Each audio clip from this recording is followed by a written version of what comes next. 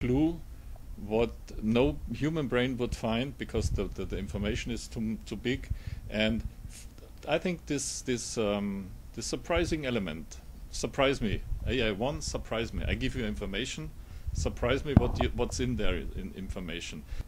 In a future 10-20 years ahead, as Dr. Hardt said, I see helpers, little and big helpers for human beings and for the whole mankind. Now those helpers, obviously if you say you believe the computer will not remain as it's known today, so obviously we're talking about kind of robots or you know, or what kind of helpers? I mean, you know, personal assistant. Personal assistant? Yeah, you could have a personal assistant, a team of personal assistants. And one way to describe what Manfred's talking about is if people know things, and they also know that they don't know things. And sometimes science will take what it knows and go in search of what it doesn't know. But sometimes, and even more valuable and surprising, is to know what you don't know that you don't know. And here, semantic system and the AI1 can be extremely helpful. And instead of taking little steps, science and technology can take big steps. To expand on the little helper idea that Manfred had, there are, in creative people, two significantly different brainwave states. Their normal brainwave state, which is relatively low in alpha brainwaves, and the state they go into when they're working on solving a creative problem, a high alpha state. Now, not everyone can make that switch, but if you had a little helper that knew what the creative brainwave state was, and it could interact with you, it would be like your personal coach, like for training your brain, then if you needed to have a skill or an ability that you didn't have because you didn't have those brainwaves, your little helper could in fact teach you how to have the brainwaves that would give you new skills and abilities. So in other words, if I'm a total uncreative person, the little helper would make me being painting art or something, coming you know, getting from the logic side into the creative side? Yes, and it doesn't always mean, for example, we've had lawyers do the brainwave training, and they're skilled in words. So what they do is they don't start painting, they start writing poetry. Okay? But it's a creative application of the skills that the person already has. The little helper would be an extension, and it could be a small portable device that people would have with them that could monitor what their brainwaves are. And you go into a situation and you could tell the little helper that, well, now for this application I need more intuitive ability. And then it could give you feedback on making the shift into the brainwave pattern where you have enhanced intuition or enhanced creativity or enhanced focus. That sounds very science fictionary. So in other words, you think that if you would have a security guard so that he could be fed with additional help in order to see strange behavior or other kind of things, much more awareness on seeing things, is, you know, does it go in that direction too? Oh, absolutely. Because the information is there, but the person's not attending to it, and so they're not even looking to recognize the pattern in the behavior. Whereas if you can feed that person with information about what they need to be paying attention to and increase their awareness to that type of information, then they become better security guards. Now, you're talking about these brain waves and brain feedback and all that stuff. So can you explain a little bit more in detail, you know, what your institute is doing on that and how I have to picturize what you're doing? Yes.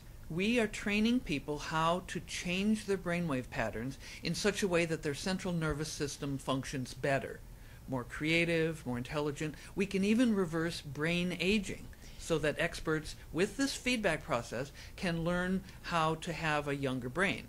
Now, how do you recognize these patterns? Well, it takes a lot of research. I've been several times to India, and I've studied advanced beings there. I recognize the patterns because I have in my head normal brainwave patterns, and now I see these exceptional ones. So there's a long time involved in that. Whereas with the AI1 system, we could feed the data in. It could very quickly tell us what the patterns are that we want to train, and then we can train those patterns in people using neurofeedback. So in other words, if you're looking those patterns, my pattern for example, then you could tell me how much creativity or other abilities I have, Yes. or what I'm I mean, literally what I'm thinking right now, if I'm sleeping or being creative or...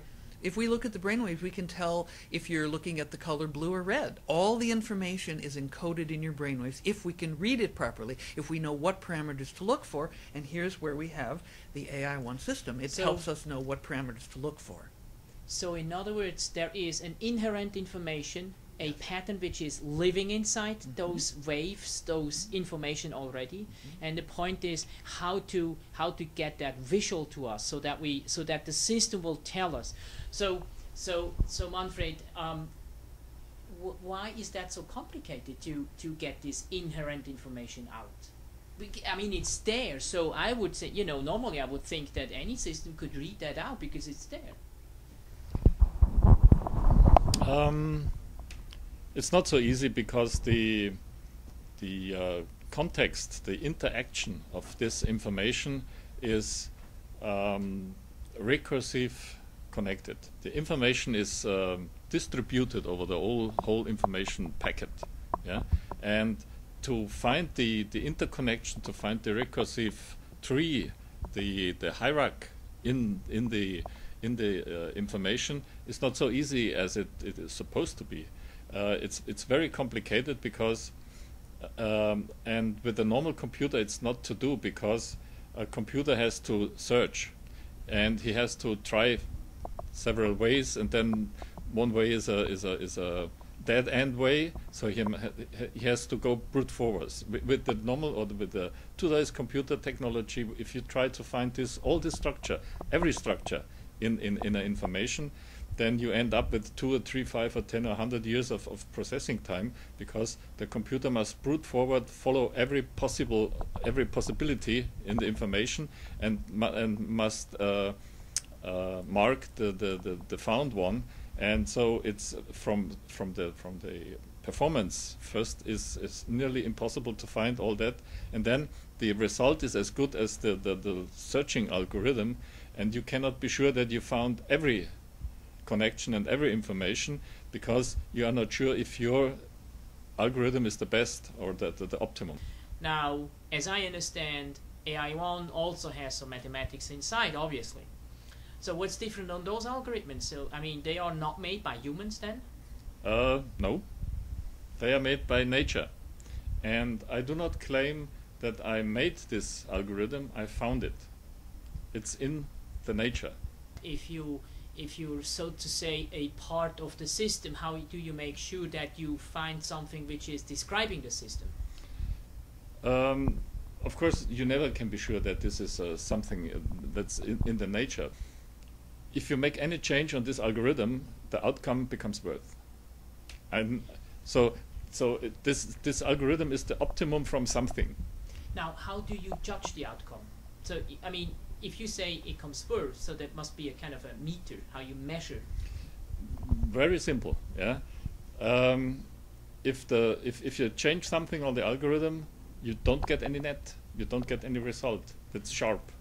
You don't get a bad result or a half bad or 50 or 30%. You get a net or you get no net. So yeah? It's working or not. Right.